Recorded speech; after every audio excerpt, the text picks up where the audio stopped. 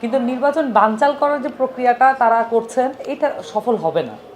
এটা সফল হবে না। এটা আমাদের ছাত্রদের যে রেজিস্ট্যান্স আছে, এখনও গণঅভ্যুত্থানের যারা স্পিরিটেড নেতারা আছেন, কর্মীরা আছেন, তারা এখনও সক্রিয় এবং তারা মনে করেন যে বাংলাদেশে গণতান্ত্রিক প্রক্রিয়া ব্যাহত হয় এমন কোনো কাজ যাতে বাংলাদেশে না হয়। তো ডাকসু নির্বাচনের উপরে আসলে এটা এটা একেবারেই ঠিক যে ডাকসু নির্বাচনের উপরে একটা ওভারঅল বাংলাদেশের রাজনীতির একটা ভবিষ্যৎ এটা নির্ভর করছে। তো ডাকসু নির্বাচনকে বানচাল করার প্রক্রিয়াটা এ কারণেই, এবং আমরা মনে করি যে এটা বানচাল করতে দেওয়া বা বানচাল করতে এটাকে উপেক্ষা করা কোনো সুযোগ নেই। বরঞ্চ সব দল নির্বিশেষেই, সব দলমত নির্বিশেষেই ডাকসু নির্বাচন যাতে নির্বিঘ্নে হতে পারে, এই পরিবেশটা যাতে থাকে, এবং যারা আসলে জাতীয় নির্বাচনের জন্য অনেক বেশি কথা বলছেন, জাতীয় নির্বাচন চাচ্ছেন, এবং সংসদীয় নির্বাচন যদি আরও স্পেসিফিক্যালি বলি সংসদ নির্বাচন চাচ্ছে, তাদের আরও বেশি করে প্রয়োজন ডাকসু নির্বাচনটা মানে অংশগ্রহণ করে তারপরে জয়লাভ করা। কিন্তু তারাই যদি মানে বিভিন্ন ধরনের ষড়যন্ত্রের মধ্যে নিজেদেরকে জড়িয়ে ফেলেন, তাহলে এইটা তাদের রাজনৈতিক ভবিষ্যতের জন্য এক রকমের হুমকি স্বরূপ হয়ে দাঁড়াবে। আরও স্পেসিফিক্যালি যদি দেখেন, সৈকত সাহেব যখন বলেছেন যে ডাকসু হতে দেওয়া হবে না, এবং স্পেসিফিক্যালি বলেছেন যে প্রগতিশীল ছাত্র জোটে যারা আছেন তাদেরকে উনি আহ্বান জানাচ্ছেন।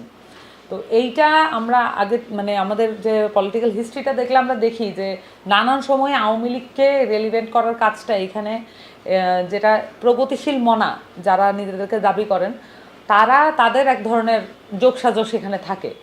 এটার একটা অংশের যোগসাজশ থাকে, আরেকটা অংশ এটার বিপক্ষে থাকেন ইউজুয়ালি।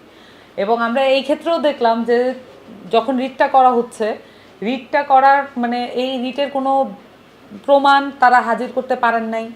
আবার এই রিটটা কেন করছে এই মুহূর্তে এসে, যেখানে ডাকসুর সকলের প্রার্থিতা নিশ্চিত হয়ে গেছে, সকলে প্রচারণা করছে, মনোনয়ন সব কিছু কমপ্লিট, প্রসেস কমপ্লিট, এতদিন না বলে এখন কেন হুট করে এই কথাটা তোলা হলো? এবং যিনি এই রিটটা করেছেন তার পলিটিক্যাল ব্যাকগ্রাউন্ড যদি দেখেন, যেই আইনজীবী এই রিটে সাহায্য করেছেন, আমি যতটুকু জানি ব্যারিস্টার জ্যোতির্ময় বড়ুয়া, ওনাদের সকলের যদি আপনি তাদের বিগত দিনের কর্মকাণ্ড সহ তাদেরকে যদি বিচার করেন, তাহলে দেখবেন যে এইখানে ডাকসু নির্বাচন, ওই যে সৈকতের যে আহ্বান, সেটার এক ধরনের যোগসাজশ এখানে আছে।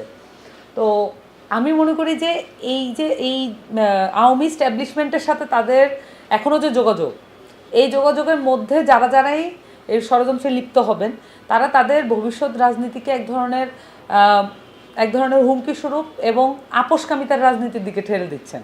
এবং বাংলাদেশের জনগণ কিন্তু এটা নোটিস করছে, এটা তাদের চোখে